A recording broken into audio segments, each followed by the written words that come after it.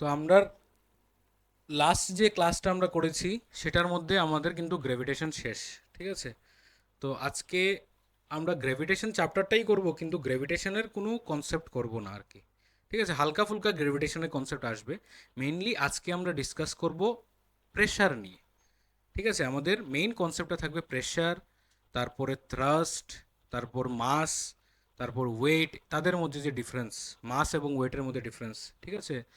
Thrust বলতে কি বুঝি, প্রেশার বলতে কি বুঝি, ফ্লুইডের মধ্যে প্রেশার কত হয়, তারপরে লজ অফ ফ্লোটেশন, কোন জিনিসটা ফ্লোট করবে জলের মধ্যে, কোন জিনিসটা ডুবে যাবে, ঠিক আছে? যখন কখনো কখনো একটা জিনিস তোমরা অনেক সময় লক্ষ্য করে দেখবে যে এই যে তোমরা থাম্বনেলটার মধ্যে দেখছো যে একটা যদি উডেন ব্লক থাকে আমাদের কাছে, এই উডেন ব্লকটা যদি আমরা জলের মধ্যে ডুবাই, তার একটু পরে কি দেখা যায়, উডেন ব্লকটা হাত সরিয়ে দিলে কি হয়, উপরে ভেসে আসে, উপরে যে উঠে যায়। তো এই যে উপরে উঠে আসছে উডেন ব্লকটা, কেন আসছে উপরে উঠে, তো এটার রিজনটা আমরা দেখব। যদি সে উপরে উঠে আসে তার মানে কি, তার মানে উপর দিকে নিশ্চয়ই একটা ফোর্স তার মধ্যে কাজে লাগছে। সেই ফোর্সটাকে বলি আমরা বায়ন্ট ফোর্স। এই ফোর্সটা কিভাবে কাজে লাগে, কোথা থেকে এই ফোর্সটা আসে, এই ফোর্সটা গ্র্যাভিটেশনাল ফোর্সের কিন্তু উল্টো দিকে কাজ করে, তাই তো? গ্র্যাভিটি এই ব্লকটাকে কোন দিকে টানবে, নিচের দিকে, কিন্তু নিচের দিকে টানার সত্ত্বেও সে উপর দিকে চলে আসছে, তার মানে কি এই উপর দিকের ফোর্সটা বেশি।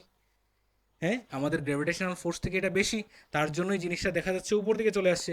তো কখন কোন জিনিসের এই ফোর্সটা বেশি হবে, বায়ন ফোর্সটা বেশি হবে কম হবে, এই জিনিসগুলো আজকে আমাদের ক্লাসে থাকবে, ঠিক আছে? তো শুরু করছি আজকের ক্লাস। আমাদের আজকের থার্ড লেকচার, না গ্র্যাভিটেশন চ্যাপ্টারের থার্ড এবং লাস্ট লেকচার, ঠিক আছে? এটা দিয়ে আজকে আমাদের ক্লাস শেষ হয়ে যাবে। তো সব থেকে প্রথম লেখা আছে কি, mass. What do you mean by mass? Mass বলতে আমরা কি বুঝি? মাস বলতে সিম্পল, তার মধ্যে যে মানে কনস্টিটিউয়েন্ট ম্যাটারটা যতটুকু থাকে সেটা কি আমরা বলি মাস, ঠিক আছে? তার মধ্যে কি অ্যাক্সেলারেশন লাগছে কি লাগছে না সেটা আমরা মেজার করব না, শুধু একটা অবজেক্টের মধ্যে কতটুক পার্টিকেল আছে, ঠিক আছে, অ্যামাউন্ট অফ পার্টিকেল কতটুকু আছে সেটাই হবে আমাদের মাস, ঠিক আছে? The mass of a body is the quantity of matter or material content in it. মানে এই যে কলমটা দেখতে পাচ্ছ, এই কলমটাকে যদি একটা ওয়েট মেশিনে আমরা মেজার করি, তাহলে ওয়েট মেশিনে তার কি আসবে, ওয়েট আসবে, তার মাস আসবে না। বুঝতে পেরেছো? তার যে মেজারটা দেবে, তুমি যে ওয়েট মেশিনে তাকে হিসেব করবে কত আসবে, মনে করো এটার হার্ডলি 300 গ্রাম আসবে। তো এই যে 300 গ্রাম জিনিসটা আসছে না, এই 300 গ্রামটা কিন্তু তার মাস নয়, এটা কিন্তু তার মাস না, এটা তার ওয়েট। কারণ তার যে মাসটা আছে সেই মাসের সাথে acceleration due to gravity G multiply হয়ে আমাদেরকে ওয়েট মেশিনে ভ্যালুটা দেয়। শুধু মাস কখনোই আমরা মেজার করতে পারি না একটা ওয়েট মেশিনের মধ্যে। ওয়েট মেশিন নামই তো ওয়েট মেজার করে, মাস কি করে মেজার করবে? তাহলে মাসটা আমাদের ম্যাথামেটিক্যালি ক্যালকুলেট করতে হবে কোনো জিনিসের। তো মাস কিভাবে ক্যালকুলেট করে ওইটাও আমরা দেখবো আজকে, ঠিক আছে?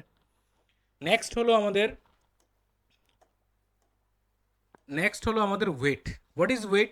The weight of a body is the force, weight is nothing but it is the force with which it is attracted towards the centre of the earth. যদি একটা আর্থের সারফেসের মধ্যে একটা অবজেক্ট তুমি রেখে দাও এখানে, তাহলে এই অবজেক্টটার যদি মাস হয় এম, তাহলে এই এম মাসের অবজেক্টটাকে আর্থ কি করছে, গ্র্যাভিটেশনাল ফোর্স দিয়ে টানছে। কি ফোর্স লাগাচ্ছে তার মধ্যে? এফ ফোর্স লাগাচ্ছে। এবং এই এফ ফোর্সটা কত? F equals to G capital M small M upon R square. And what is R? R is the distance between the object and the centre of the earth, এই ডিস্টেন্সটা। এবং এই ফোর্সটাই আমরা দেখেছি কার সাথে সিমিলার হয়, Newton's second law of motion থেকে আমরা পেয়েছি যে একটা অবজেক্টের উপর যদি ফোর্স পড়ে তাহলে এই অবজেক্টটা কি করে, অ্যাক্সেলারেট করে। কি অ্যাক্সেলারেট করে? এ অ্যাক্সেলারেশন করে। তাহলে এখানে তো আর্থের জন্য অ্যাক্সেলারেশন মানে ফোর্স দেওয়া আছে, আর্থ যেহেতু ফোর্স দিচ্ছে, তাহলে আর্থের ফোর্সের জন্য যে অ্যাক্সেলারেশনটা হবে সেটা এ না হয়ে কি হবে, জি হবে। তাহলে এফ ফোর্সের জন্য যদি জি অ্যাক্সেলারেশন হয় এম মাসের অবজেক্টের উপর, তাহলে এফ ইকুয়ালস টু আমরা বলি এম জি। তাহলে এই এম জি আর এই জিনিসটা ইকুয়াল হয়, তার থেকে আমরা জি এর ভ্যালুটা বের করেছিলাম। তাহলে এখান থেকে আমরা যদি বলি যে weight is nothing but it is the force with which it is attracted, তাহলে আমরা ডিরেক্টলি বলতে পারি F equals to M G or W equals to আমরা বলতে পারি এম জি। তাহলে এই দুইটা জিনিস সেম কথা। ফোর্স মানেই হলো ওয়েট, বা ওয়েট মানেই হলো ফোর্স, বোঝা গেছে? তাহলে ওয়েটের এসআই ইউনিট কি হবে? SI unit of weight will be কি হবে? ফোর্সের যা তাই হবে, তাহলে কি হবে? নিউটন হবে। ফোর্সের যা এসআই ইউনিট, ওয়েটেরও same SI unit, but weight is a scalar quantity. বোঝা গেছে? ক্লিয়ার? আচ্ছা, নেক্সট দেখি কি আছে। এখানে একটা কোয়েশ্চেন দিয়েছে, একটা numerical. A force of 20 Newton, a force of 20 newton acts upon a body whose weight is 9.8 newton. বলেছে 20 নিউটন ফোর্স, 20 নিউটন ফোর্স কাজ করছে একটা বডির উপরে, যে বডিটার ওয়েট কত? 9.8 newton. What is the mass of the body and how much is its acceleration? বলেছে acceleration কত, জি নিতে বলেছে 9.8 মিটার পার সেকেন্ড স্কোয়ার। তাহলে যদি 20 নিউটন ফোর্স তার মধ্যে কাজে লাগে এবং 9.8 যদি তার টোটাল ওয়েট হয়, হুজ ওয়েট ইজ, ওয়েট না এটা,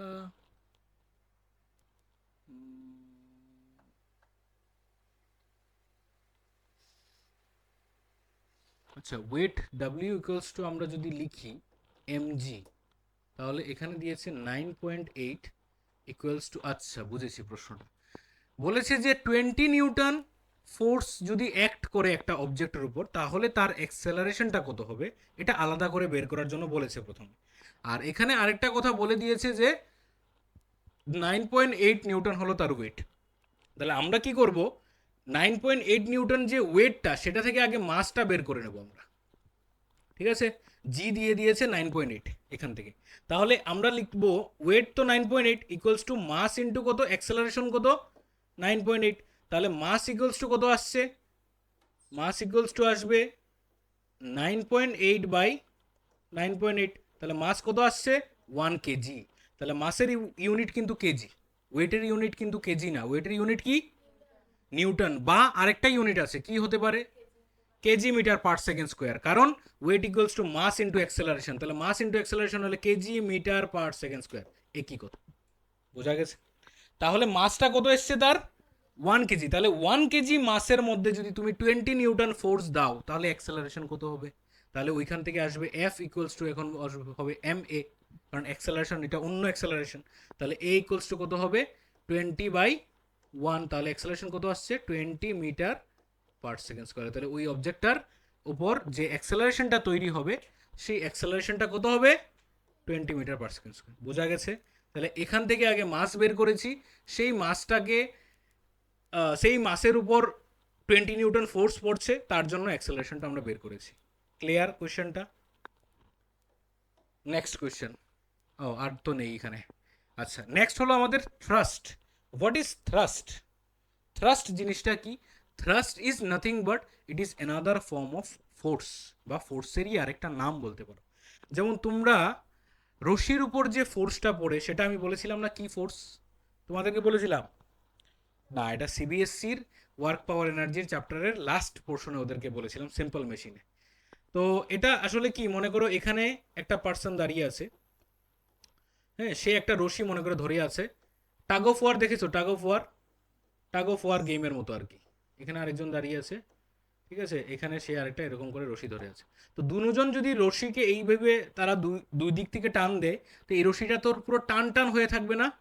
তাহলে এই যে টান টান হয়ে থাকা রশিটা, সেটাকে আমরা বলি টেনশন। ঠিক আছে? মানে এই রশির উপর একটা ফোর্স পড়ছে না, এই রশিটার উপর একটা ফোর্স তো পড়ছে না, দুদিকে যদি দুইজন টান দেয় তাহলে একটা ফোর্স পড়বে না? ওই ফোর্সের নামটা হবে কি? টেনশন। মানে ফোর্সেরই বিভিন্ন নাম আমরা ইউজ করি। তো এখানেও যে ফোর্সের নামটা দিয়েছে কি? থ্রাস্ট। এটা কখন হয়? এটা তখনই হয় যখন আমাদের একটা সারফেসের উপর, একটা সারফেসের উপর আরেকটা অবজেক্ট যদি তুমি রাখো, তাহলে ওই অবজেক্টটা যে ওইটাকে যে ফোর্সটা দেয় পারপেন্ডিকুলার ডিরেকশনে, সেই ফোর্সটার নাম কি? থ্রাস্ট।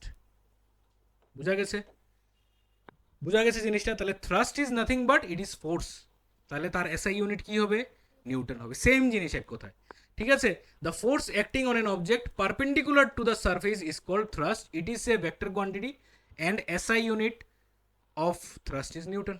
তার মানে কি, যে এই যে এখানের মধ্যে একটা সেট আপ দেখিয়েছে যে ওই এটা এটা বালি আর কি, স্যান্ডের মধ্যে একটা ব্রিককে এরকম করে সোজা করে রেখেছে, আর একটা ব্রিককে কিরকম করে রেখেছে, ওই হরাইজন্টাল করে রেখেছে, একটা ভার্টিক্যাল করে রেখেছে ব্রিক, আর একটা হরাইজন্টাল করে রেখেছে।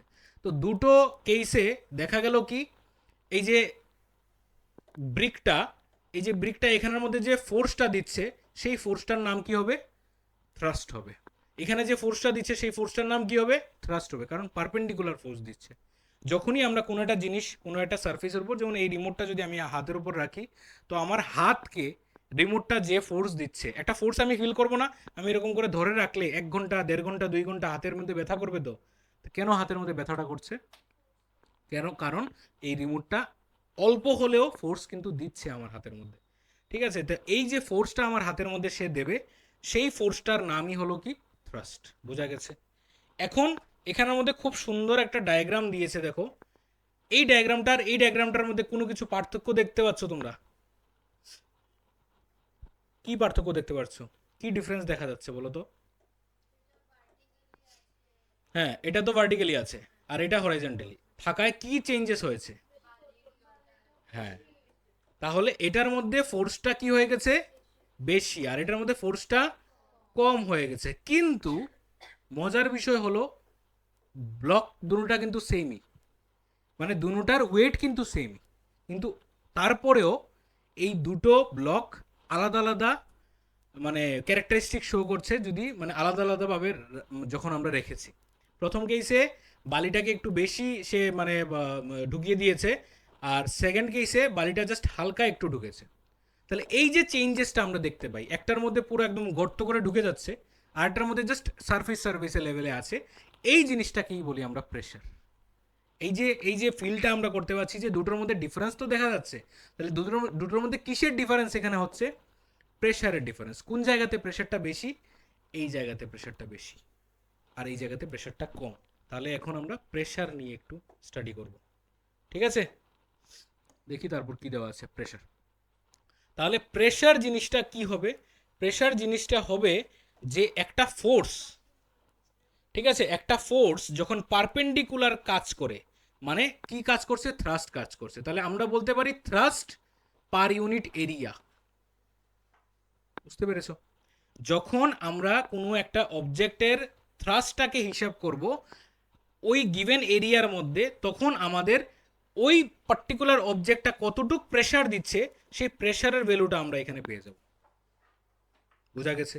তাহলে ওই কেসের মধ্যে, তাহলে আমরা যদি আগের কেসটাতে যাই বা এই কেসে দেখলেও হবে, তাহলে এই কেসটার মধ্যে আমরা কিরকম করে রেখেছি? প্রথম রেখেছি হরাইজেন্টাল, না মানে এরকম ইয়ে শুয়ে আর কি ইটটাকে। তো হরাইজেন্টাল যখন রেখেছি, তখন এই জায়গার এরিয়াটা দেখো, এই জায়গার এরিয়াটা অনেক বেশি না বড় না? এই যে এরিয়াটা তো অনেক বেশি। তাহলে আমরা প্রেশারের যদি ফর্মুলাটা লিখি, ডেফিনেশন পরে দেখবো, আমরা আগে ফর্মুলা লিখি। তাহলে প্রেশার ইকুয়ালস টু আমরা বলছি কি? ফোর্স বা থ্রাস্ট পার ইউনিট এরিয়া। ঠিক আছে, প্রতি একক এরিয়াতে কতটুক ফোর্স দিচ্ছ তুমি, সেটা বলবে কি? সেটা হবে আমাদের প্রেশার। তাহলে এই জায়গাতে দেখো, তাহলে এই রিলেশন থেকে আমরা কি বুঝতে পারছি? এই রিলেশন থেকে বুঝতে পারছি যে যার এরিয়া যত বেশি, প্রেশার তত কম। এরিয়া যত বেশি, প্রেশার তত কম।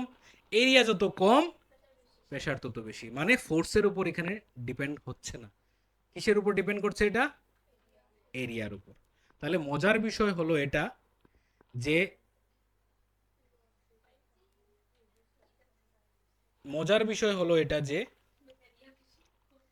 এই জায়গাতে যতটুকু ফোর্স পড়ছে, এই জায়গাতেও সমান ফোর্স পড়ছে, কিন্তু প্রেশার আলাদা।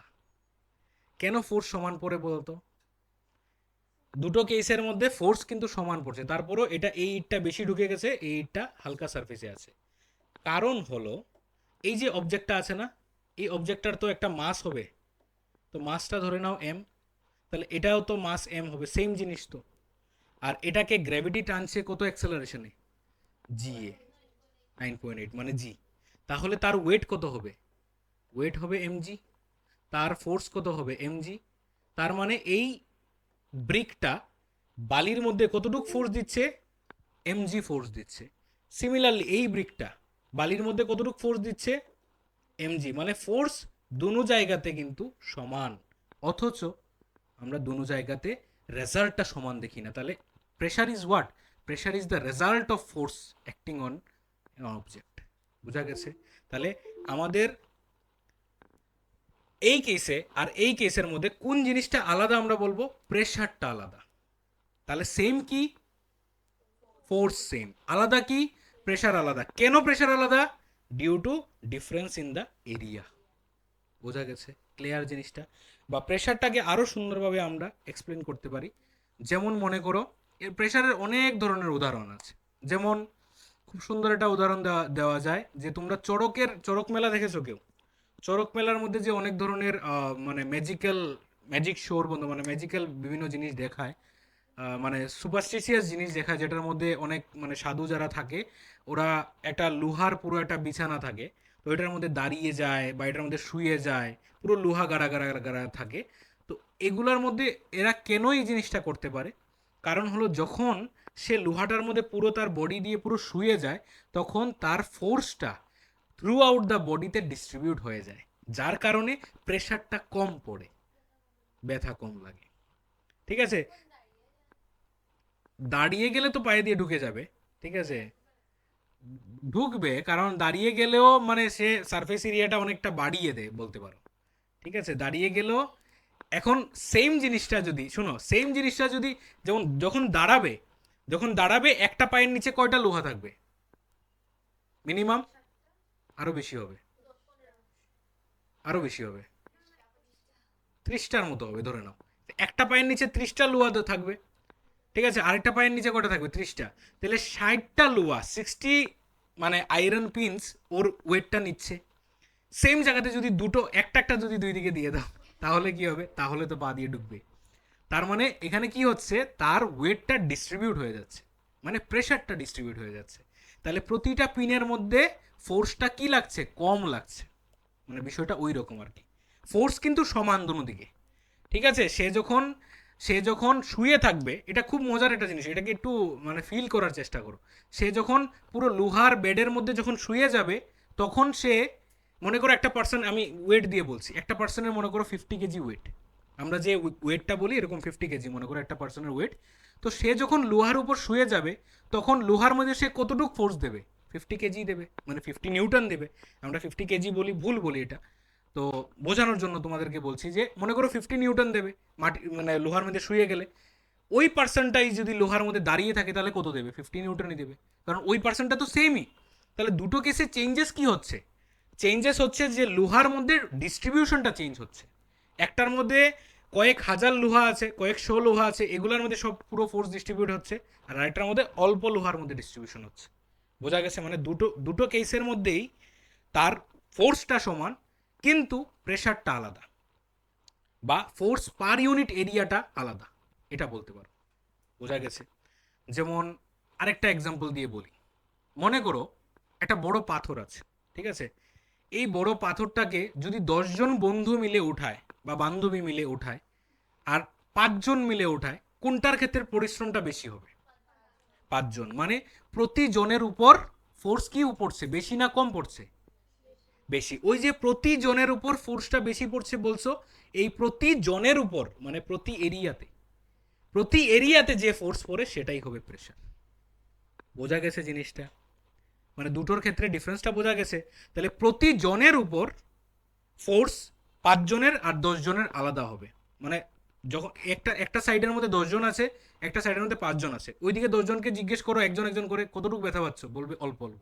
ওইদিকে 5জনকে জিজ্ঞেস করো, বলবে অনেক বেশি। কিন্তু টোটাল ফোর্সেস দুনো দিকে কি হবে? সমান হবে।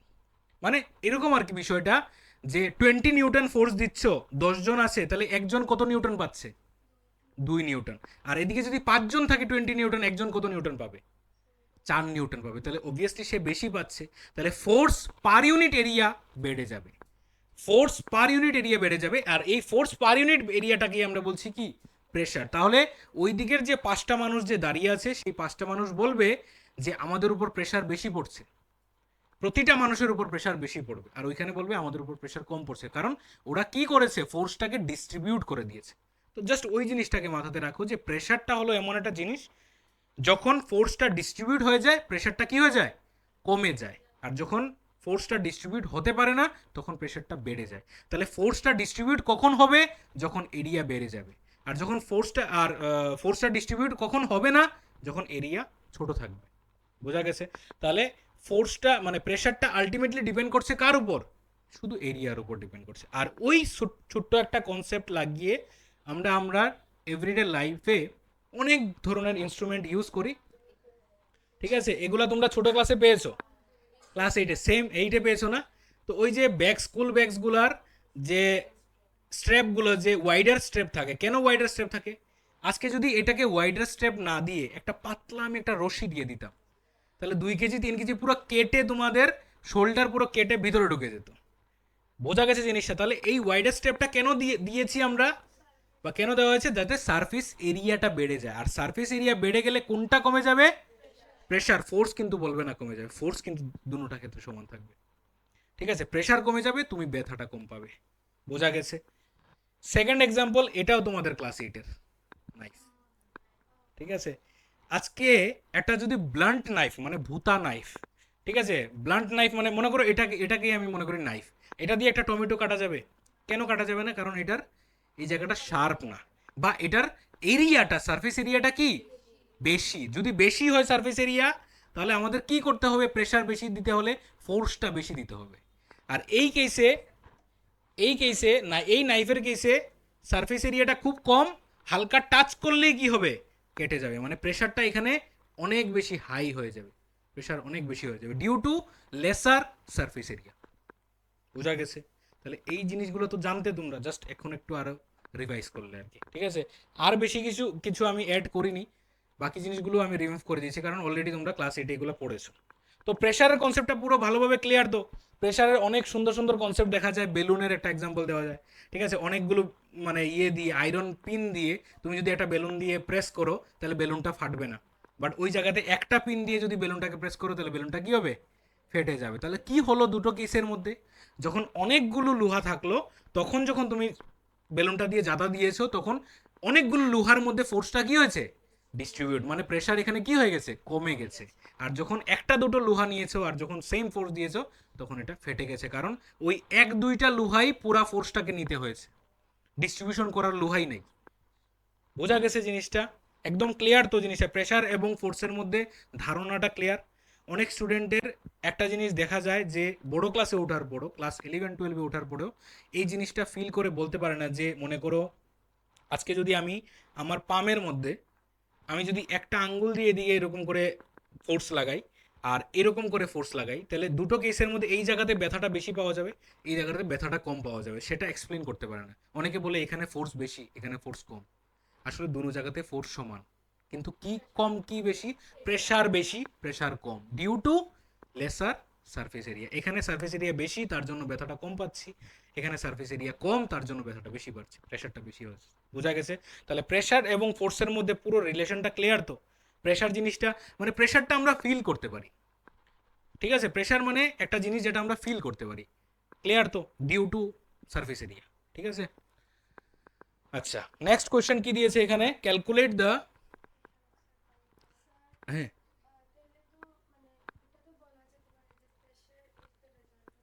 ইয়েস, আমি তো প্রথমেই বলেছি এই কথাটা, বললাম না প্রেশার ইজ দ্য রেজাল্ট, কোন সময় কইলাম না এই কথাটা, pressure is the result of force, ফোর্সের কারণে প্রেশার হয়। ঠিক আছে, ক্যালকুলেট, যদি ফোর্স না দাও তাহলে প্রেশারই এক্সার্ট হতে পারে না। ঠিক আছে, আর এই প্রেশারটা যখন আমরা ক্যালকুলেট করি, সে যে ফোর্সটা দেওয়া হয় সেই ফোর্সের নামটা কি, নামটা কি ফোর্সের, থ্রাস্ট। মানে এটাকে ফোর্স বলি না, এটা থ্রাস্ট বলি, একই জিনিস বাট নামটা একটু আলাদা আর কি।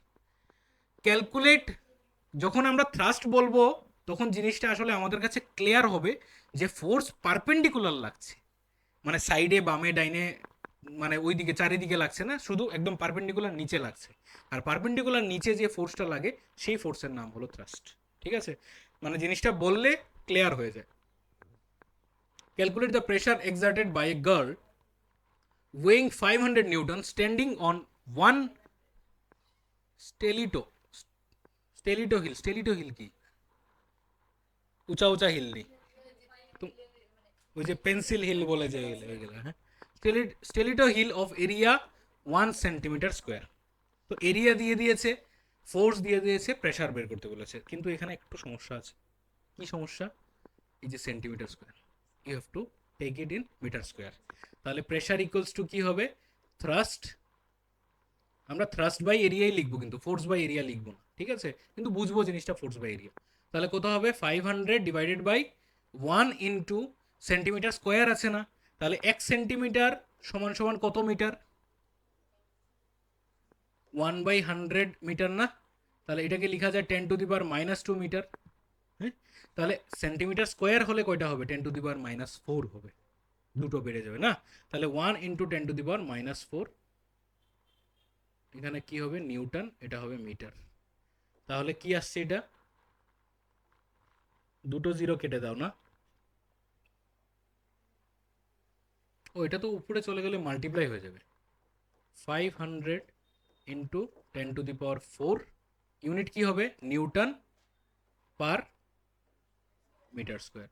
এখন এই নিউটন পার মিটার স্কোয়ারের একটা নাম আছে, very good, pascal. What is the SI unit of pressure? Pascal বা পিএ। ঠিক আছে, এগুলো পেয়েছো তোমরা আগে। তাহলে এটা কি হবে? 5 ইন্টু 10⁶ পাস্কেল। ঠিক আছে, তাহলে এই প্রেশারটা পড়ছে। ক্লিয়ার? নেক্সট, বায়ান্সি। তাহলে বায়ান্সি জিনিসটা কি? বায়ান্সি হলো একটা ফেনোমেনা, একটা ঘটনা। কি ঘটনা? যে একটা উডেন ব্লক বা একটা লাইটার জিনিস, হালকা জিনিস জলের মধ্যে দিলে, ডুবালে, হাত সরিয়ে দিলে অটোমেটিক উপরে উঠে আসে। এই যে ঘটনাটা, দ্যাট ঘটনা বা that phenomena is known as buoyancy. ঠিক আছে?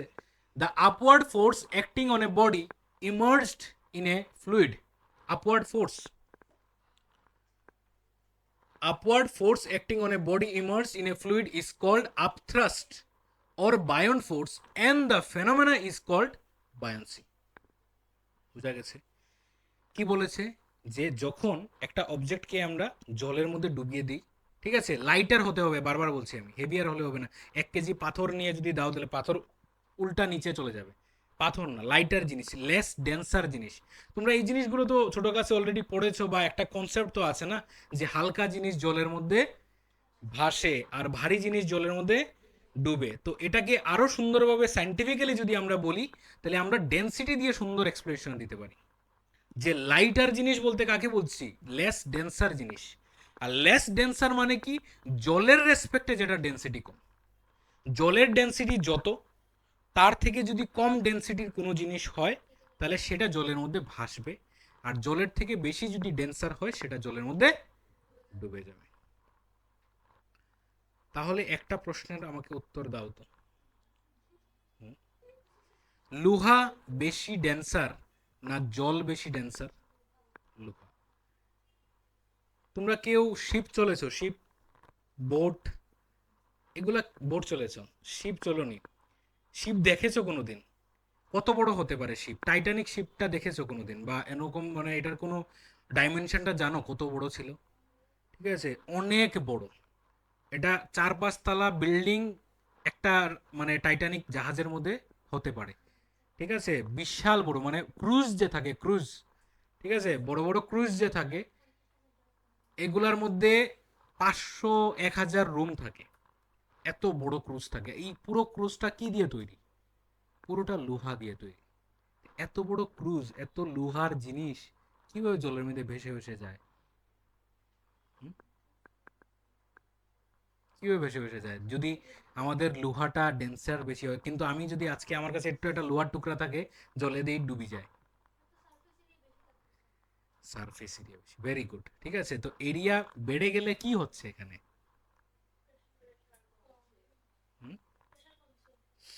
প্রেশার কম হলে ডুববে না। তো এটাকে আরো একটু সুন্দর করে আমরা এক্সপ্লেন করব। ঠিক আছে, একটু কনসেপচুয়াল, একটু এরার আসছে। তো এটার মধ্যে কি কি জিনিস আমরা অ্যাড করলে আমরা ভালোভাবে এক্সপ্লেনেশন দিতে পারবো, তো আজকে আমরা ডিসকাস করব। তো আমরা আগে বায়ান্সিটা জিনিসটা ক্লিয়ার করি। বায়ান্সি হলো, হয়ে গেল ওইটা আমার। বায়ান্সি হলো এমন একটা ঘটনা যখন আমরা একটা অবজেক্টকে জলের মধ্যে ডুবাই, আর ডুবাইলে পরে অবজেক্টটা অটোমেটিক উপরে উঠে আসে, এই ঘটনাটাকে কি বলছি আমরা? বায়ান্সি। তাহলে যখন আমরা একটা জিনিসকে জলের মধ্যে ডোবানোর চেষ্টা করছি আর ফোর্স দিলাম, ফোর্স দিয়ে তারপর ফোর্সটা যদি সরিয়ে দিই, তখন দেখা যায় এই জিনিসটা আবার উপর দিকে উঠে আসে। আর উপর দিকে যে উঠে আসে সেই ফোর্সের নামটা কি বলেছে এখানে? হ্যাঁ, এটা চেঞ্জ হয়ে গেছে তো ওই জায়গাতে। এই যে নামটা কি দিয়েছে এখানে, আপথ্রাস্ট বা বায়ন ফোর্স, দুটো নাম। ঠিক আছে, আপথ্রাস্ট উপর দিকে থ্রাস্ট, বা এটাকে কি বলি আমরা? বায়ন ফোর্স। এবং এই ফেনোমেনাটার নাম কি? বায়ান্সি। ক্লিয়ার পুরো? এবং বায়ন ফোর্সের ডিরেকশন কোন দিকে থাকে? আপওয়ার্ডস থাকে, opposite to the direction of the gravitation বা থ্রাস্ট বলতে পারো। ঠিক আছে, থ্রাস্ট মানে নিচের থ্রাস্ট, এটা আবার মেনশন করে দিতে হবে। The upward force acting on an object immerse in a liquid is called buoyant force. It is the buoyant force which makes the heavy objects seems lighter in water. এটা একটা মজার জিনিস। ঠিক আছে, তোমরা কখনো, আচ্ছা সুইমিং কে কে পারো এখানে? একজন, দুইজন, তিনজন, আর বাকি কেউ পারো না সুইমিং? সারছে যে জলে কেমনে নামবাই তোমরা? হ্যাঁ, জলে নামলে তো মরে যাবে। সুইমিংটা শিখে নেবে, ঠিক আছে, যদি সময় থাকে, স্কোপ থাকে। কারণ আমাদের ধর্মনগরে এখন সুইমিং ক্লাবে কিন্তু ভালো সুইমিং শেখানো হয়। আমাদের শান্তনু স্যারও আছেন, উনিও শেখায় সুইমিং ওইখানে। ঠিক আছে, তো ইউ ক্যান জয়েন দেয়ার যদি মানে সময় থাকে। ঠিক আছে, আর বেশি সময় লাগে না কিন্তু, 10-15 দিনে সুইমিং শেখা যায়। ওই যে বিবিআইর তোমারে টিউব লাগাইবো, টিউব লাগাইয়া তারপরে তোমার জলের মধ্যে ছাড়বো। ঠিক আছে, কিচ্ছু হবে না। তোমাদেরকে প্রপার প্রিকশন নিয়ে, প্রপার সেফটি মেজার নিয়েও ওরা করে। এখানে এতগুলো স্টুডেন্ট আছে, প্রায়, একটু আসতে, প্রায় 70, না জলটাকে ক্লিন করা হয়, জলটাকে জলের মধ্যে ব্লিচিং পাউডার দেওয়া হয় যাতে এখান থেকে ব্যাকটেরিয়া, এটা অনেক ট্রিটমেন্ট করা হয়েছে জলটা, ওইটা ওই সত্যযুগের জল না। ঠিক আছে, এখন জল চেঞ্জ হয়েছে। ঠিক আছে, জল চেঞ্জ করে দেওয়া হয়েছে। তো এটা আসলে কি জানো, এটা আমাদের একটা মানে সার্ভাইভাল স্কিল তো এটা। ঠিক আছে, কখন এই স্কিলটা কাজে লাগবে তুমি মানে বলতেও পারবে না। ঠিক আছে, ভবিষ্যতে আশা করি না লাগুক, কিন্তু তারপরও কোনো জায়গাতে ঘুরতে টুরতে গেলে, ঠিক আছে, এরকম প্রচুর ঘটনা শোনা যায় যে সাঁতার না জানায় জলের মধ্যে পড়ে মানে মারা গেছেন। ঠিক আছে, তো সাঁতারটা শিখে নেওয়া বেটার। তো যারা জলে নেমেছো কোনোদিন, সাঁতার না শিখলেও নামা যায়। যেমন অনেক ধরনের যে এই কি বলে এটাকে,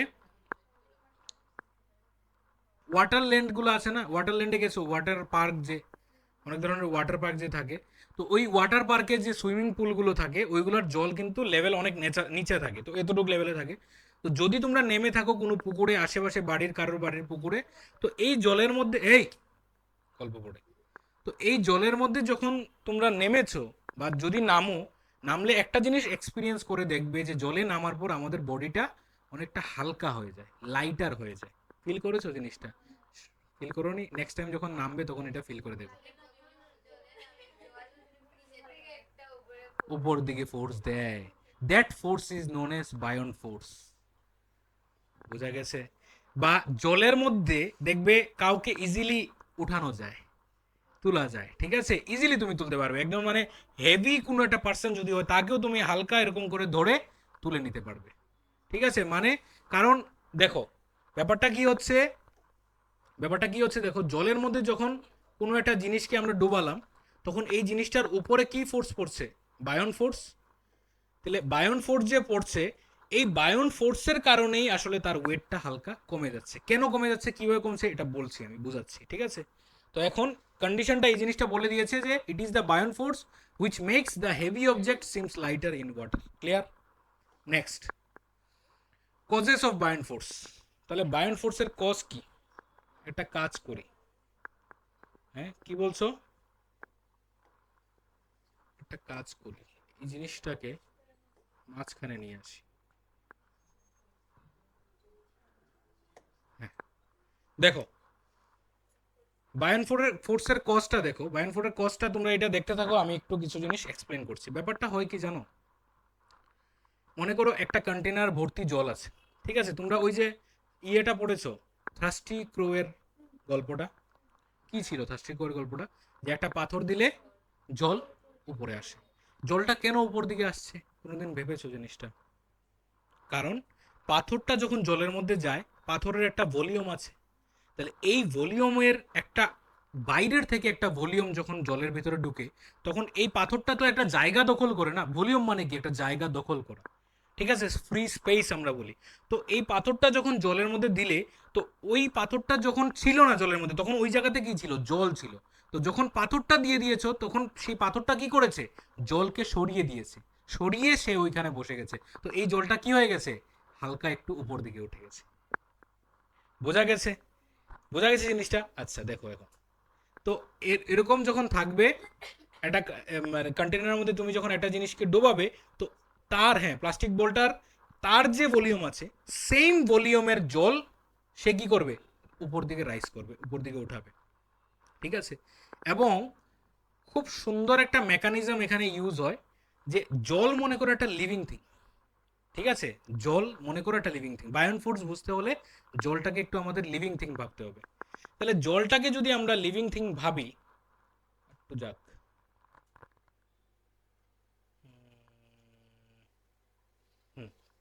জলটাকে যদি আমরা লিভিং থিং ভাবি, তাহলে আমরা এরকম ভাবতে পারি যে জল কন্টেনারের মধ্যে ছিল, আর আমাদের যে এই বলটা, সে একটা ফরেন পার্টিকেল, বাইরে থেকে এসছে। বাইরে থেকে এসে এই জায়গাতে আগে কি ছিল? জল ছিল। সেই জলের জায়গাটা দখল করেছে। সেই জলটা কোথায় গেছে? উপর দিকে উঠে গেছে। এখন মনে করো বিষয়টা কি হচ্ছে, ওই জলটাই এসে তাকে ধাক্কা দিচ্ছে যে তুই এখান থেকে সরে যা, আমার জায়গা আমাকে দখল করতে দে। সেম ঘটনাটাই এখানে হচ্ছে কিন্তু, যে যে জলটা সরিয়ে দিচ্ছে, সেই জলটাই এসে ওই জিনিসটাকে ধাক্কা দিচ্ছে যে এখান থেকে সরে যা। তাহলে সব জিনিসের উপর কেন এই ধাক্কাটা পড়ে না? হুম? সব জিনিসের উপর কেন ধাক্কাটা পড়ে না? যেমন আমি যদি আজকে একটা একটা প্লাস্টিকের বল দেই, প্লাস্টিকের বলকে জল ধাক্কা দিয়ে উপরে তুলে, বাট, হ্যাঁ, ঘটনাটা কি হয়? ঘটনাটা হয় মেইনলি তাদের ওয়েট নিয়ে, ঠিক আছে? ওয়েট আর ভলিউম তাদের কম্বিনেশন নিয়ে। কি হয় দেখো, এই যে বলটা, এই বলটা তো এতটুকু বড় না। এই বলটার ভলিউম কত হবে? ভি মনে করো ভলিউম। এই বলটার ওয়েট কত হবে? খুব কম হবে। ওয়েট ধরে নাও ডাব্লিউ বি, ধরে নাও ওয়েট, ওয়েট অফ বল এরকম আর কি ধরে নিলাম। সেম যদি সাইজের, সেম ভলিউমের তুমি যদি একটা লোহার বল বানাও, তাহলে এই লোহার বলের ওয়েটটা কত হবে? ডাব্লিউ আই হবে। such that wi will be greater than wb, এরকম হবে। তাহলে আমি যদি, জিনিসটা ভালো করে বুঝো, একদম সুন্দর মনোযোগ দিয়ে, আমি যদি প্লাস্টিকের বলটাকে জলের মধ্যে ডুবাই, তাহলে প্লাস্টিকের বল যে জলটা সরাবে, ঠিক আছে, যে জলটা সরাবে, সেই জলটা এসে প্লাস্টিকের বলকে যখন ধাক্কা দেবে, প্লাস্টিকের বল উপর দিকে চলে আসবে। কেন? কারণ সে যে জলটা সরিয়েছে, সে জলের যে ওয়েট, বুঝো জিনিসটা ভালো করে, সে যে জলটা সরিয়েছে, সে জলের যে ওয়েট, এই ওয়েটটা প্লাস্টিকের বলের ওয়েট থেকে অনেক বেশি। বোঝা যাইতেছে না? একটু কমপ্লেক্স হইতেছে, বুঝছো না? যেমন আমি যদি কই 1 কেজি কাঠ, 1 কেজি উড, 1 কেজি কাঠ কতটুকু বড় হইতে পারে? কতটুকু বড় হইব একটা কাঠের 1 কেজি কাঠ? 1 কেজি লোহা কতটুকু হইতে পারে? কতটুকু হইতে পারে? অতটুকু তো 1 কেজি বানানো যায়। তাহলে 1 কেজি কাঠ যদি জলের মধ্যে দেই, আর 1 কেজি লোহা যদি জলের মধ্যে দেই, তাহলে কোনটায় জল বেশি সরাইব? কাঠ বেশি জল ছড়াবে, because it has more volume. যার যত বেশি ভলিউম, সে তত বেশি ভলিউমের জল ছড়াবে। তাহলে দুটোটা জায়গাতে কি হচ্ছে একটু ভালো করে বুঝো। কাঠ যখন তুমি ডুবালে, কাঠ যে জলটা সরালো, সেই জলটার অ্যামাউন্ট অনেক বেশি, সে কাঠটাকে ধরে রাখতে পারছে। বাট যখন তুমি লোহাটা ডুবালে, লোহা জল সরিয়েছে কতটুকু? এতটুকু জল সরিয়েছে। এই জল সাফিসিয়েন্ট না লোহাটাকে ধরে রাখার জন্য। দ্যাটস ওয়াই লোহাটা নিচে পড়ে যাচ্ছে। তো এখানে সেম জিনিসটা হচ্ছে, যখন লাইটার জিনিস এবং বেশি ভলিউমের, লাইটার মানেই ভলিউম বেশি, কিন্তু হালকা জিনিসের ভলিউম বেশি থাকে না, ঠিক আছে? হালকা জিনিসের ভলিউম বেশি থাকে। তো লাইটার জিনিস এবং বেশি ভলিউমের জিনিস যখন আমরা জলের মধ্যে ডুবাই, তখন সে জলটা বেশি সরায়, আর এই বেশি জলটাই তাকে ধৈর্য রাখতে পারে। কিন্তু যখন তুমি মানে হেভিয়ার জিনিস নিবাই, ঠিক আছে, যার মনে করো ওয়েট অনেক বেশি থাকবো, তারে যখন ডুবাইবা, তখন সে কি করবো? জলটা যে সরাইবো, সেই জলটা সাফিসিয়েন্ট হইতো না সেই আয়রন বলটারে ধৈর্য রাখার মতো। এখন আমার তেলে করতে কি রাখবো, যে আয়রনটারে যদি আমি ভাসাইতে চাই, আমরা এটারে পিটাইয়া প্লেন শিট বানাই দিই। তাহলে যদি প্লেন শিট আমরা বানাই দিই তাহলে কি করলাম কৌতো, ভলিউম বাড়াইছি তার, এখন সারফেস এরিয়া বলবো না, we have increase the volume of the iron ball. Iron বলটা ছিল এতটুক, এখন ভলিউম বাড়িয়ে কি করেছি, এত বড় বানিয়ে দিয়েছি। তো এত বড় শিট যখন বানাবো আয়রনের, এটা যখন জলের মধ্যে দেব, দেখবো এই আয়রন শিটটা ভেসে আছে। কেন? কারণ এই আয়রন শিটটা যে জলটা সরিয়েছে সেই জলটা সাফিসিয়েন্ট তাকে ধরে রাখার জন্য, কারণ সে বেশি জল সরিয়েছে। এখন যত বড় অবজেক্ট হবে তত বেশি জল সরবে, বাস এরকম আর কি। তো এই কারণেই আমাদের শিপ, বড় বড় আয়রনের বডি, এগুলার শেপটাই এরকমভাবে বানানো হয় সে যেন ম্যাক্সিমাম জল সরিয়ে দেয়। আর এই ম্যাক্সিমাম জল সরিয়ে দিলে ওই জলটাই তাকে ধরে রাখবে। মজার বিষয় হলো এটা, যে তুমি জলের মধ্যে যখন ডুবো বা তুমি জলের মধ্যে যখন ভাসো, তুমি জলের মধ্যে যখন নামো, জলে নামার সঙ্গে সঙ্গে তুমি যে জলটা সরিয়েছো, আগে এখানে কি ছিল, জল ছিল, আমি যখন নামলাম এই জায়গা থেকে জলটা সরে গেল, এই জলটাই তোমাকে মানে ভেসে রাখার জন্য, মানে ভাসিয়ে রাখতে হেল্প করে। সিম্পল একটা বিষয়। আর তোমাকে এই জলটা ভাসিয়ে তত সময় রাখতে পারবে যদি তোমার ওয়েট, যে জলটা তুমি সরিয়েছো তার ওয়েট থেকে কম হয়। যদি তোমার ওয়েট অনেক বেশি হয় তাহলে ওই জলে ওইটাকে রাখতে পারবে না আর কি। যেমন আরেকটা খুব সুন্দর একটা এক্সাম্পল দিয়ে আমি বলি, যেমন মনে করো একটা 15-16 ইয়ার্সের একটা বাচ্চা মনে করো, ঠিক আছে, তোমাদের বয়সের, তোমরা তো কত বয়স, বাচ্চাই তোমরা, ঠিক আছে না, 18-এর নিচে মানে কি তা, you are not adult, you are kid, ঠিক আছে। তো মনে করো 15-16 বছরের একটা মানে স্টুডেন্ট, আর মনে করো 10 বছরের একটা স্টুডেন্ট, ঠিক আছে। তো এই 10 বছরের যে স্টুডেন্টটা, সেটা মনে করো আমাদের জল, ঠিক আছে, জল, হ্যাঁ। আর ওই যে 15-16 বছরের যে স্টুডেন্টটা, সেটা মনে করো হলো আমাদের আয়রন। তো এটা কি পসিবল হবে যে 15-16 বছরের বাচ্চাটাকে একটা 10 বছরের বাচ্চা মানে ধরে রাখতে? পসিবল হবে না। তাহলে ওই 10 বছরের বাচ্চার থেকে ছোট বাচ্চা যদি আসে তাহলেই সে ধরে রাখতে পারবে। সিমিলার এখানে হচ্ছে আমাদের জলের ক্ষেত্রে সেম হচ্ছে, জলের থেকে লাইটার যে জিনিসগুলি আসবে জলের মধ্যে তাকেই সে ধরে রাখতে পারবে। আর জলের থেকে যদি হেভিয়ার হয় তখন তাকে কি করতে হবে, যেমন জলের থেকে হেভি তো আমার আয়রন, তখন তাকে কি করতে হবে, তখন তার ভলিউমটা বাড়াতে হবে, যাতে ভলিউমটা এত বেশি বাড়ায় সে যে জলটা সরাবে সেই জলটায় যেন ওই আয়রনটাকে ধরে রাখতে পারে। তার জন্য তাকে কি করতে হবে, শেপটা চেঞ্জ করতে হবে। শেপটা চেঞ্জ করে প্লেন শিট বানাও, বা এরকম বোটের মতো শেপ বানাও, বা যা কিছুই বানাও, বাটির মতো শেপ বানাও, অনেক কিছু বানাতে পারো। বোঝা গেছে জিনিসটা? কিছু কিছু বোঝা গেছে না, একদম বোঝা বোঝা যায়নি। দেখো এখানে অ্যানিমেশনটা দেখি, এখানে দেওয়া আছে নাকি। এই যে জল মানে জলের যে লেভেলটা বেড়েছে সেই জিনিসটা বোঝাচ্ছে আর কি, ঠিক আছে। ওই যে এক্সট্রা, হ্যাঁ, এখানে অ্যাটমসফিয়ারিক প্রেসারে আছে, এটা পরে বলবো আমি।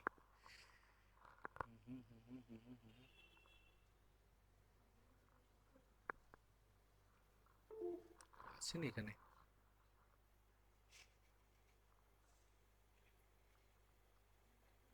এর মধ্যে তেমন বেশি কিছু নাই মনে হয়।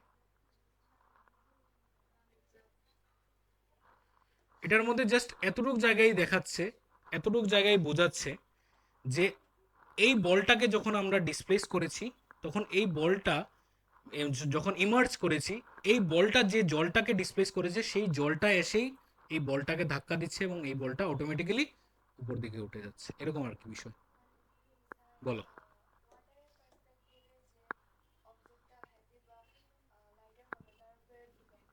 হ্যাঁ, তার উপর ডিপেন্ড করবে, ঠিক আছে। এখন ওয়াটারের যদি তুমি ডেনসিটি বাড়িয়ে দাও, যেমন অনেক ধরনের অনেক মজার মজার জিনিস এখানে হতে পারে। ওয়াটারের যদি ডেনসিটি বাড়িয়ে দাও, ওয়াটারের মধ্যে যদি লবণ মিশিয়ে দাও, যেমন ওই যে কি জানি আছে না, ডেড সি না কি বলে, লবণের পরিমাণ অনেক বেশি, এটার মধ্যে মানুষ ডুবে না, ভাসে। কেন? কারণ ওই জলের ডেনসিটি এত বেশি যে ভারীর থেকে ভারী জিনিসকেও সে কি করতে পারে, ভাসিয়ে রাখতে পারে। বোঝা গেছে জিনিসটা? তো এখানে লিকুইডের ডেনসিটির উপরও ফ্লোটেশনটা নির্ভর করবে। আমরা যদি লিকুইডটাকে ফিক্সড করে দিই, মানে ওয়াটার শুধু নেই, তখন আমরা অবজেক্টের সাথে রিলেট করব যে অবজেক্টের কিরকম হতে হবে প্রপার্টিস, ঠিক আছে। তো মানে যদি জলটাকে ফিক্সড করি তাহলে জলের রেসপেক্টে আমরা বলবো যে তার ডেন্সিটিটা কম হতে হবে জলের রেসপেক্টে, যদি তার ভাসতে হয় আর কি, ঠিক আছে। স্টেট দ্য ফ্যাক্টরস এফেক্টিং বায়ন ফোর্স। এখন বায়ন ফোর্স কি কি ফ্যাক্টরের উপর নির্ভর করতে পারে বা তাকে কি কি ফ্যাক্টরস এফেক্ট করতে পারে? দেখো, volume of the object emerge in the liquid, ভলিউমের উপর বায়ন ফোর্সটা নির্ভর করবে, আমরা বোঝা যাচ্ছে জিনিসটা। As the volume of solid object emerge inside the liquid increases, volume যদি বাড়ে, যেমন লোহার ছোট্ট বল আর লোহার প্লেন শিট, কোনটার মধ্যে বায়ন ফোর্স বেশি হবে? প্লেন শিটের মধ্যে। কেন বেশি হবে? ভলিউম বেশি। ভলিউম বেশি হয় কি হয়েছে বলো তো? হ্যাঁ হ্যাঁ, প্রেশার টেশার তো বেশি ডিসপ্লেস হয়েছে, এই কথাগুলো বলবে যে আমার প্লেন শিটে জল বেশি সরিয়েছে বা বেশি ডিসপ্লেস করেছে, আর বেশি জল যে সরিয়েছে তার জন্য ওই জলটাই তাকে ধরে রাখার চেষ্টা করছে বা তাকে ফ্লোট করতে হেল্প করছে। বোঝা গেছে? তাহলে যদি আমাদের ভলিউমটা চেঞ্জ হয়, মানে ভলিউম যদি ইনক্রিজ হয়, ঠিক আছে, তাহলে বায়ন ফোর্স কি হবে? ইনক্রিজ হবে। The upward buoyant force also increases, and when the object is completely immersed in the liquid, the buoyant force becomes the maximum and remains constant. ঠিক আছে? কি বলেছে? And when the object is completely immersed in the liquid, the buoyant force becomes the maximum and remains constant. যখন পুরোপুরি তাকে যদি dissolved করে, মানে নিচে ডুবিয়ে দেই, তখন তার উপর যে আপওয়ার্ড যে ফোর্সটা কাজ করে, সেই ফোর্সটার নামই তো বায়ন ফোর্স, এবং সেই ফোর্সটা কি হয়ে যায়? ম্যাক্সিমাম হয়ে যায়, সর্বোচ্চ হয়ে যায়। মানে দুটো এক্সাম্পল আমি তোমাদেরকে দেখাই। যেমন এটা একটা কন্টেনার, হ্যাঁ, এই কন্টেনারে এখানে জল আছে, তুমি একটা অবজেক্টকে এতটুক ডুবিয়েছো, আর এই কন্টেনারের মধ্যে তুমি সেম অবজেক্টটাকে এতটুক ডুবিয়েছো, কোন জায়গাতে বায়ন ফোর্স বেশি হবে? সেকেন্ড কেসে। কেন? কারণ এখানে ফুললি ইমার্জ হয়েছে, আর ফুললি ইমার্জ হলে জল বেশি সরেছে এখানে, তাহলে ওই জলটা বেশি ফোর্স দেবে তার উপর, এখানে ফোর্সটা যে দেবে কম হবে। তো ফুললি যদি ইমার্জ হয়, ফোর্সটা কি হবে? ম্যাক্সিমাম হবে, এবং এই ফোর্সটা কনস্ট্যান্ট হবে কিন্তু। বোঝা গেছে? যখন জিনিসটা আস্তে আস্তে উপরে ওঠা শুরু হবে, তখন ফোর্সটা আস্তে আস্তে কমা শুরু হবে। যত সময় পর্যন্ত ইমার্জ থাকবে, যত সময় পর্যন্ত ইমার্জ থাকবে, তত সময় পর্যন্ত এই ফোর্সটা কিরকম থাকবে? কনস্ট্যান্ট থাকবে, মানে সেম ফোর্স থাকবে আর কি। আস্তে আস্তে ফোর্সটা কমবে, কিন্তু কখন কমবে? যখন তার ওই একটু সারফেসটা হালকা একটু জল থেকে ওঠা শুরু হবে, জাস্ট তখন আস্তে আস্তে কমা শুরু হবে আর কি। দেখি এখানে কি দেওয়া আছে। এই যে ভলিউমের সাথে রিলেশন দিয়েছে, এই যে অবজেক্টটাকে যখন জলের মধ্যে ডুবানো হয়েছে, তখন সে এতটুক অ্যামাউন্টের জল কি করেছে? রাইজ করেছে, মানে উপর দিকে উঠিয়েছে, ঠিক আছে। আর আচ্ছা, এটা যদি জলের মধ্যে যদি ইমার্জ হয়ে থাকে, ডুবে যদি থাকে, ঠিক আছে, এটা যদি এটা তো দেখানো যাবে না, আচ্ছা ঠিক আছে, এখান থেকে দেখাই।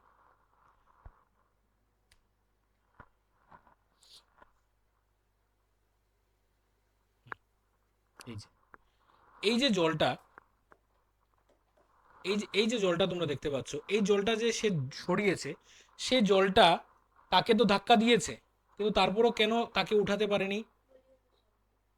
কেন উঠাতে পারেনি? কার ওয়েট বেশি? ওই জিনিসটা। তাহলে এখানে দেখো, এই যে জলটা সরিয়েছে, সে জলের একটা ওয়েট হবে না? জলের তো ওয়েট আছে না? 1 কেজি জলের বোতলের ওয়েট আছে না? ওয়েট তো থাকবে। তাহলে যে জলটা সরিয়েছে, সে জলের ওয়েটটাকে আমরা যদি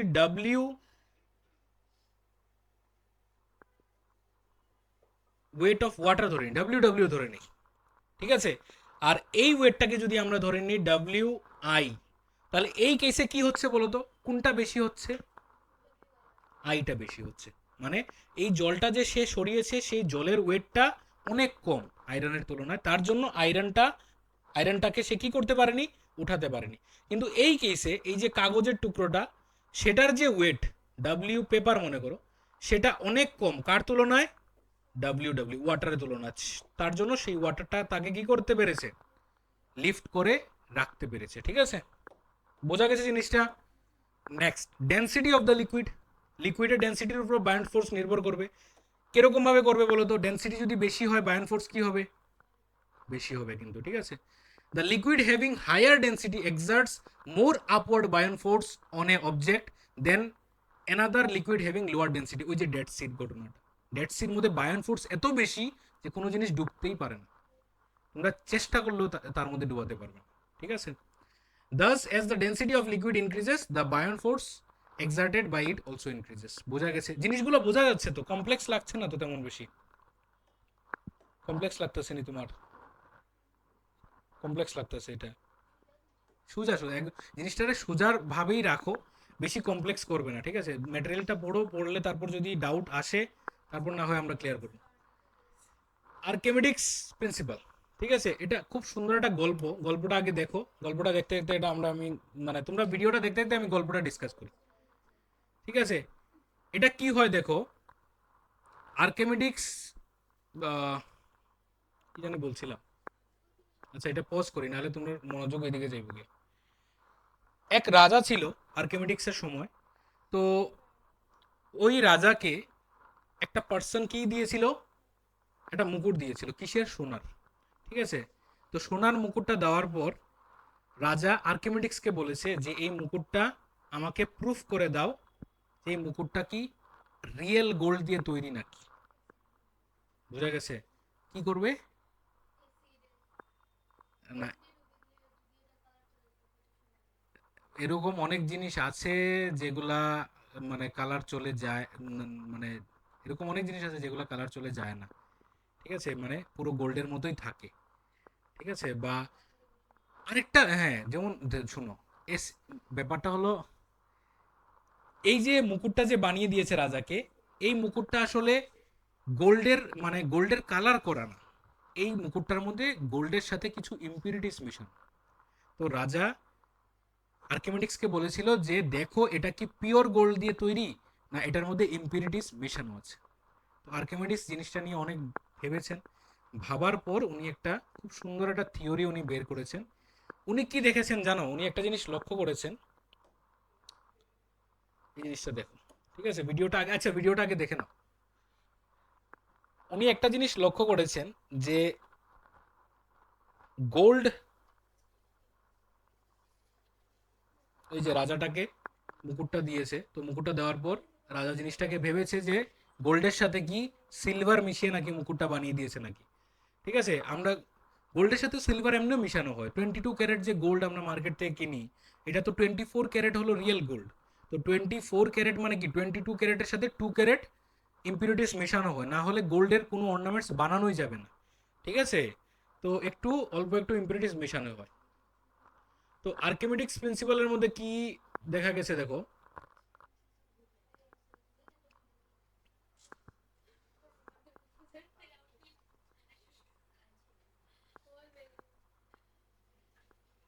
দেখো দেখো জিনিসটা দেখো, ভিডিওটা দেখো, ঠিক আছে?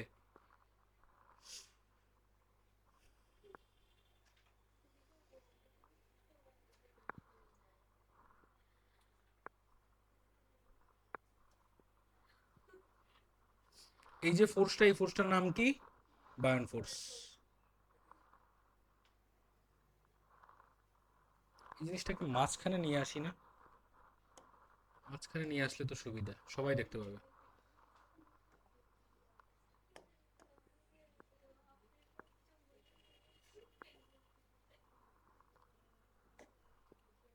দেখো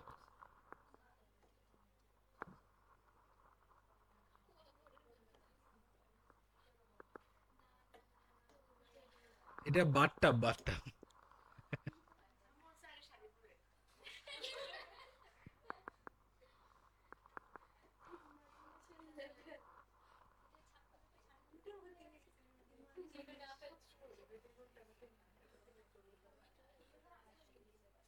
এই যে এই জায়গাটা দেখো, এই জায়গাটা দেখো, এখান থেকে দেখো, এখান থেকে দেখলেই হয়ে যাবে।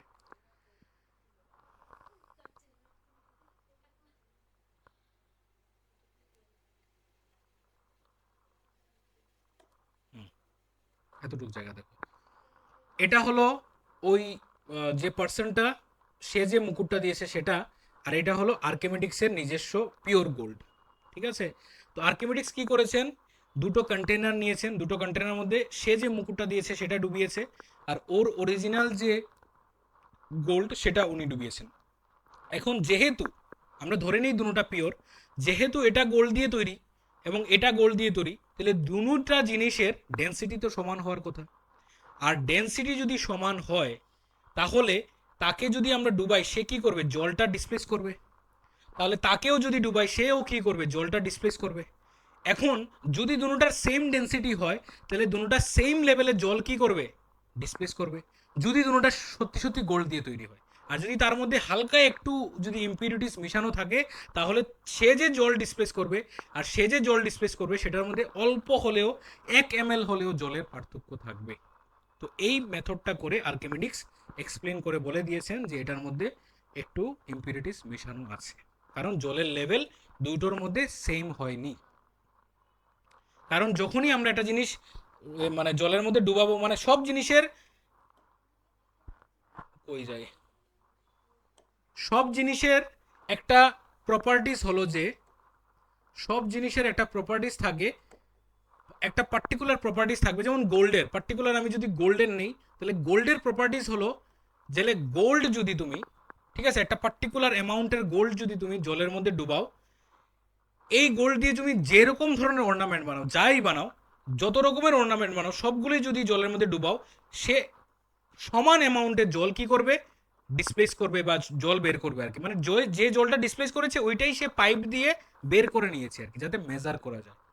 তো তারপর মেজার করে দেখেছে যে এই জলের ভলিউম আর ওই যে ইমপিউর জলের মানে ইমপিউর গোল্ডের মানে জলের ভলিউমটা আলাদা। তার মানে দুটোর ক্ষেত্রে কি দেখা গেছে? ওইটার ক্ষেত্রে তার মধ্যে নিশ্চয়ই কিছু ইম্পিউরিটিস মিশানো আছে, যার কারণে দুটোটার মধ্যে জলের ভলিউম সেম হয়নি।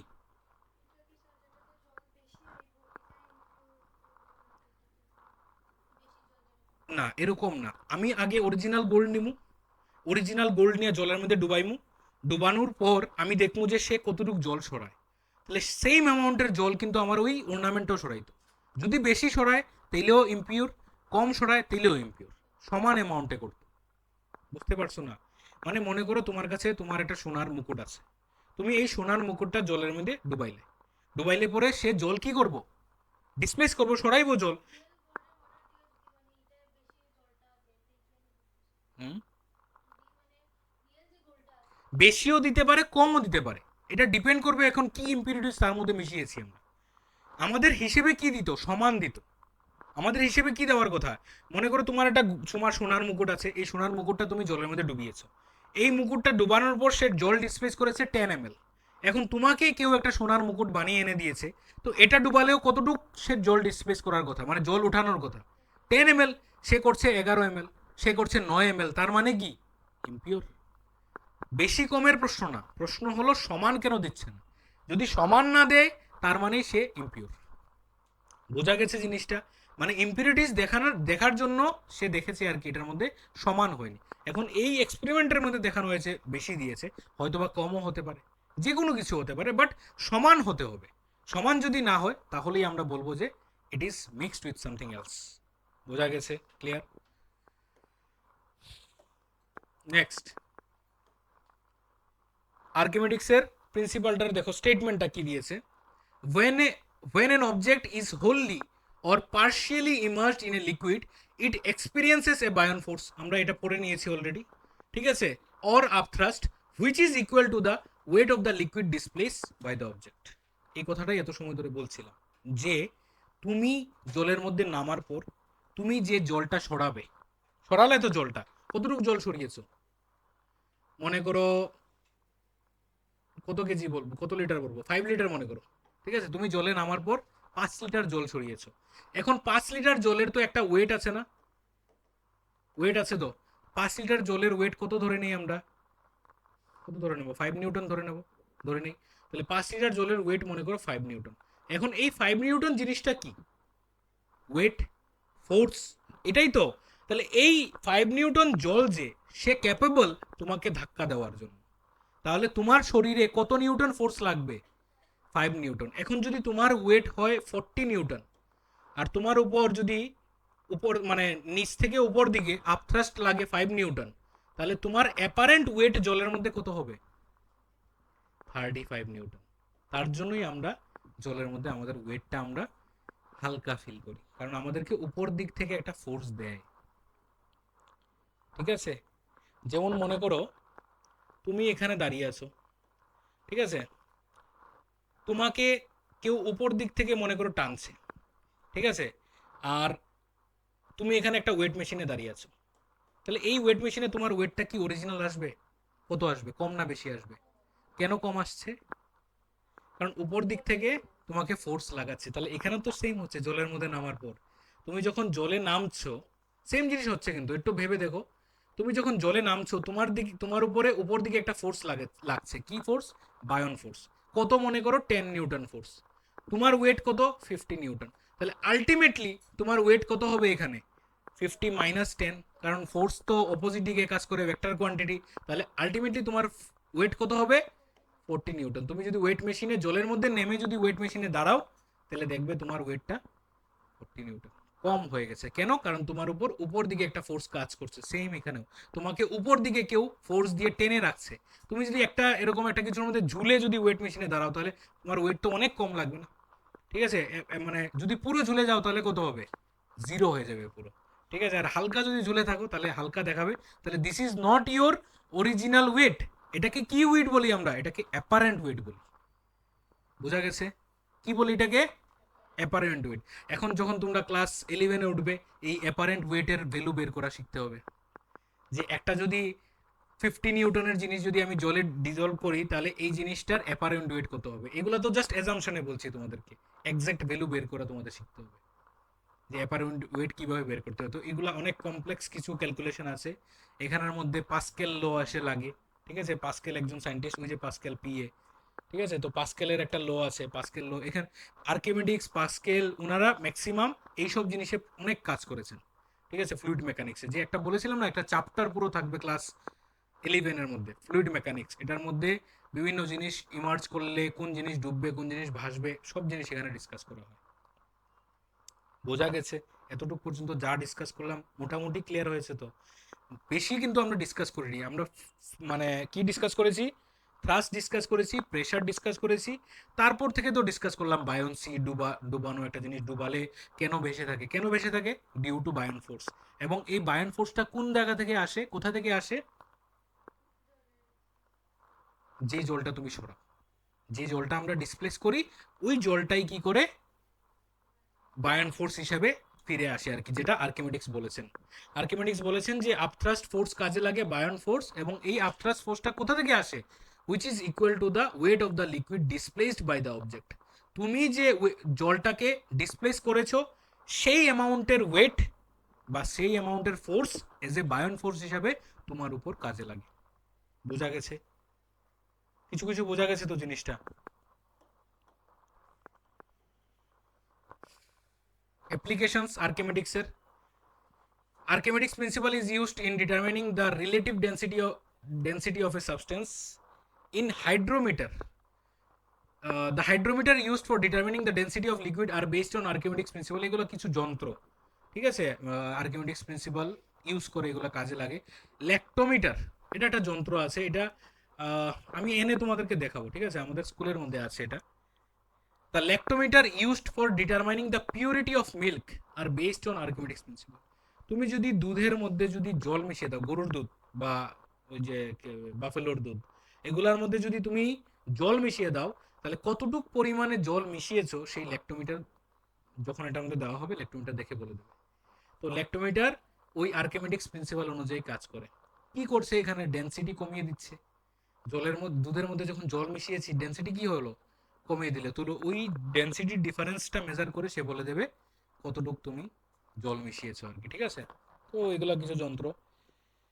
আর্কিমেডিক্স principle is used in designing ships and submarine, ঠিক আছে? তো সাবমারিন দেখো, আস্তে একটা লোহার অবজেক্ট, লোহার বডি পুরো জলের মধ্যে ডুবে যায়। তো এটা অন্য মেকানিজমে এটা কাজ করে সাবমারিন, ঠিক আছে? সাবমারিনের অন্য বিষয় আছে, এটা অন্য একদিন আমরা ডিসকাস করব। Why object float or sink in a liquid. তাহলে একটা অবজেক্ট কখন ফ্লোট হবে বা কখন সিঙ্ক হবে? আচ্ছা, দুটো জিনিসের উপর নির্ভর করতে পারে ফ্লোট আর সিঙ্কটা। একটা হলো wait of the object acting downwards, ঠিক আছে? যে মানে তুমি যখন জলের মধ্যে নামবে, তোমার যে ওয়েটটা নিচের দিকে কাজ করবে না, যেটা অ্যাক্সেলারেশন ডিউ টু গ্র্যাভিটির জন্য আসে, যা জিনিস F equal to MG, which tends to pull down the object. আর একটা হলো buoyant force, up thrust acting upwards. এখন কন্ডিশনটা হলো যে এখানেই আছে, এই জায়গাতে দেখে নাও।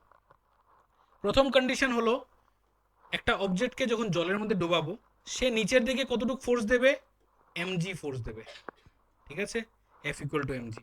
আর ডুবানোর জন্য উপর দিকে জলে কি করবে, তাকে কি ফোর্স দেবে, বায়ন ফোর্স। বায়ন ফোর্সটা ধরে নাও এফ, এফ বি ধরে নাও, ক্লিয়ার। আর এটা হলো এফ, কি ধরবো, F F F F M G ধরে নাও। তাহলে এই দুটো কেসে এই অবজেক্টটা কখন ফ্লোট হবে বলো তো, যখন এই ফোর্সটা বেশি হবে, যখন F B will be greater than F M G. প্রথম কন্ডিশন কি লেখা আছে দেখো, if the buoyant force exerted by the liquid is less than, ও উল্টো কথা বলেছে, less than the weight of the object will sink in the liquid, মানে উল্টো কথাটা বলেছে। যদি বায়ন ফোর্সটা কম হয় then the force of the object, তোমার যে ফোর্স, তুমি যে জলের মধ্যে যখন নামবে সেই ফোর্সটা যদি বেশি হয়, লোহার ক্ষেত্রে এই জিনিসটা হয়, লোহা জলকে যে ফোর্সটা দেয় সেই ফোর্সের তুলনায় লোহাকে জলে যে ফোর্সটা দেয় সেটা অনেক কম হয়। তার জন্য লোহাকে জল ধরে রাখতে পারে না, লোহা নিচে পড়ে যায়, ঠিক আছে। যদি এই ফোর্সটা কম হয় তাহলে এই অবজেক্টটা কি হবে, সিঙ্ক হবে। সিঙ্ক মানে ডুবা আর কি, নিচে ডুবে যাওয়া। If the buoyant force exerted by the liquid is equal to the weight of the object, যদি সমান সমান হয়, তখন আসলে ফ্লোট বলতে কিরকম জানো, ওই জলের লেভেলে লেভেলে থাকা, ঠিক আছে। কোনো সময় মানে এটা ফ্লোট মানে পুরো এমনি ভেসে থাকবে না আর কি, পুরো একদম জল তো এখানে পুরো জলের লেভেলে থাকে আর কি, যদি সমান হয় দুটো ফোর্স। আর যদি বায়ন ফোর্স বেশি হয় তাহলে the object will rise in the liquid and then float. দুটো আলাদা জিনিস, ফ্লোটিং কিন্তু দু রকমের হতে পারে। হ্যাঁ, ডুবিয়ে উপরে বাঁচবো মানে, মানে এই যদি জলের লেভেল হয়, একটা হলো এটা, এটা কি, এটা সিঙ্ক, ঠিক আছে। এটা কি, এটা ফ্লোট সারফেস লেভেলে, মানে এটা কখন হবে, যখন বায়ন ফোর্স ইকুয়াল টু কি হবে, এমজি হবে। এটা কখন হবে, যখন বায়ন ফোর্স লেস দেন হবে এমজি। আর এটা কখন হবে, জলের লেভেল থেকে এরকম উপরে উঠে যাবে, কম অনেক বেশি যখন হবে, গ্রেটার দেন এফ এমজি। বোঝা গেছে এই তিনটে কন্ডিশন ফর ফ্লোটেশন।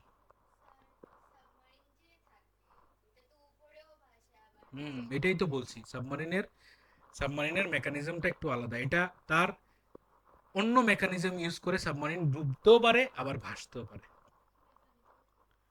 ঠিক আছে। এখানে অন্য মেকানিজম সে ইউজ করে আর কি, ঠিক আছে। এখানে শুধু ওই বায়ন ফোর্সের কাজ না, সে এক্সট্রা প্রেশার ইউজ করে ওইখানে, ঠিক আছে, ইউজ করে সে ডুববে বা ওই প্রেশারটা কোন সময় কম করে দেয়, তখন সে ভেসে যায় আর কি। তো প্রিন্সিপাল অফ ফ্লোটেশন কি বলছে, weight of object equals to weight of liquid displace. এই কথাটা খুব ইম্পর্টেন্ট, এই জিনিসটা মনে রাখবে, ঠিক আছে। এই জিনিসটা যখন হবে তখনই একটা জিনিস ফ্লোট হবে।